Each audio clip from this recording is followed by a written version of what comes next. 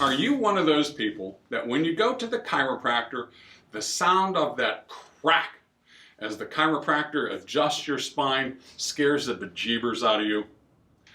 Over my years in practice, I have seen so many people who are afraid of that. They're tense about it. They ask if they can not have that.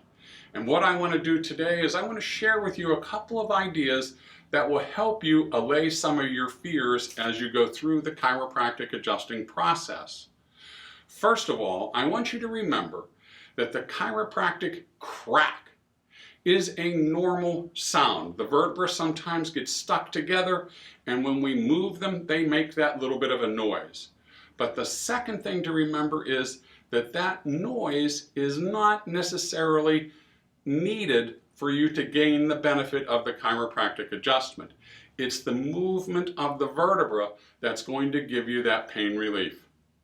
So instead of getting nervous when you're laying on your back on the table and the chiropractor has his hands around your neck, I want you to relax.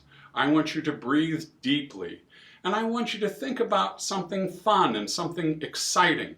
Like that first time that you came out of the bedroom and saw that Christmas tree with all those presents, and you just knew that the one you wanted was waiting for you there.